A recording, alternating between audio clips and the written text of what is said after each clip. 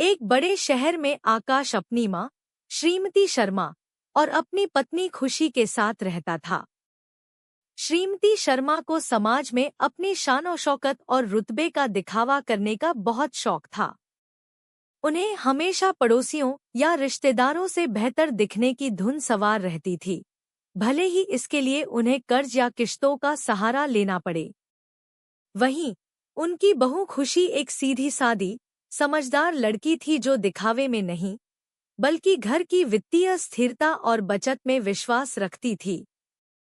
शादी के बाद खुशी ने देखा कि श्रीमती शर्मा कैसे हर चीज में दिखावा करती हैं।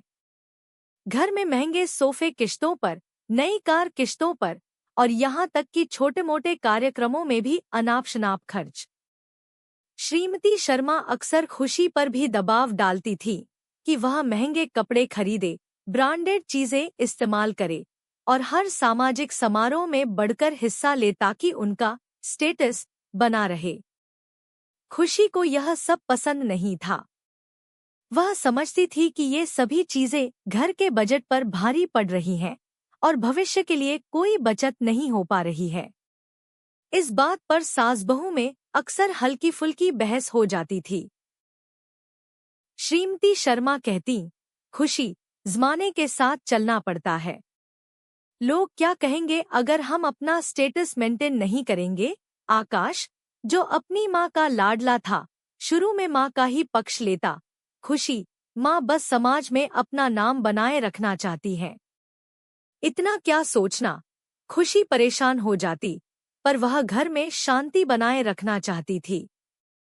समय बीतता गया और दिखावे का यह सिलसिला बढ़ता ही गया।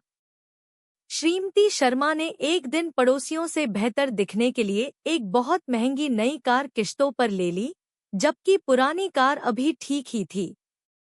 इस फैसले से घर का बजट पूरी तरह बिगड़ गया। खुशी चिंतित हो गई। उसने आकाश को गंभीरता से समझाया कि वे किस वित्तीय दबाव में आ रहे हैं। आकाश भी धीरे धीरे स्थिति की गंभीरता को समझने लगा था, जब उसने देखा कि घर के जरूरी खर्चों के लिए भी पैसे कम पड़ने लगे हैं।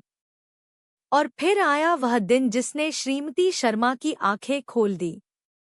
घर की आर्थिक स्थिति इतनी खराब हो चुकी थी कि एक बड़ी किश्त भरने में दिक्कत आ गई। बैंक के लोग बार बार फोन करने लगे। एक दिन तो कुछ लोग घर पर भी आ गए, जिससे समाज में उनकी बहुत बेइज्जती हुई। श्रीमती शर्मा को इतना अपमान पहले कभी महसूस नहीं हुआ था। उस शाम खुशी ने हिम्मत करके श्रीमती शर्मा से सीधे बात की। उसने आदरपूर्वक लेकिन दृढ़ता से समझाया, माँ जी, मुझे पता है आप समाज में अपनी इज्जत बनाए रखना चाहती हैं, लेकिन दिखावे से ज्यादा जरूरी है घर की असली मजबूती। आप देखिए, हम कर्ज के जाल में फंसते जा रहे हैं। सच्चा सम्मान पैसों के दिखावे से नहीं आता, बल्कि वित्तीय सुरक्षा और रिश्तों से आता है। आकाश ने भी अपनी माँ को समझाया कि खुशी सही कह रही है। श्रीमती शर्मा को अपनी गलती का एहसास हुआ।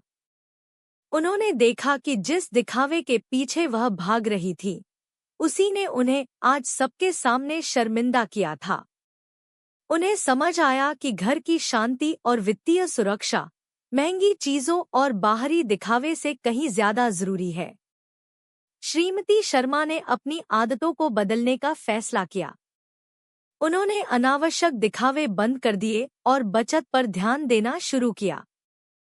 खुशी ने अपनी सूझबूझ से घर को वित्तीय संकट से बचाने में मदद की। श्रीमती शर्मा अब दिखावे की बजाय परिवार की खुशहाली और सुकून को प्राथमिकता देती थी।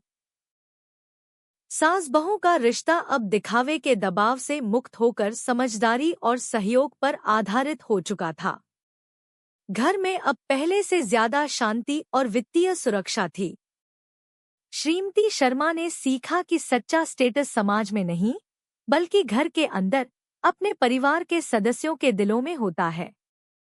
तो दोस्तों, यह कहानी हमें सिखाती है कि दिखावा और सामाजिक रुतबे का बोझ कभी-कभी रिश्तों को भी कमजोर कर देता है। सच्चा सम्मान तब मिलता है जब हम अपने परिवार की सुरक्षा और खुशियों को सबसे ऊपर रखते हैं, न कि बाहरी लोगों को दिखाने के लिए खर्च करते हैं। घर की असली दौलत प्यार, समझदारी और शांति में है, न कि बैंक बैलेंस या महंगी चीजों में। यह कहानी उन सभी परिवारों के लिए एक सीख है जो दिखावे की दौड़ में अपनी खुशियां और सुकून खो देते हैं। याद रखिए, समाज को प्रभावित करने की बजाय अपने परिवार को खुश रखें, क्योंकि घर की रौनक अंदरूनी सुकून से आती है।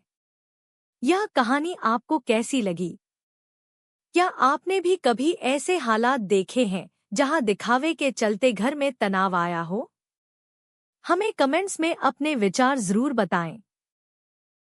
इस वीडियो को लाइक करें, अपने दोस्तों और परिवार के साथ शेयर करें, ताकि रिश्तों की इस सच्ची और महत्वपूर्ण कहानी का संदेश ज्यादा लोगों तक पहुंच सके।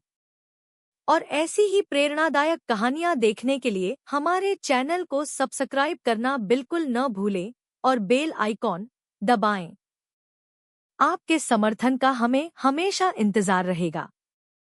धन्यवाद।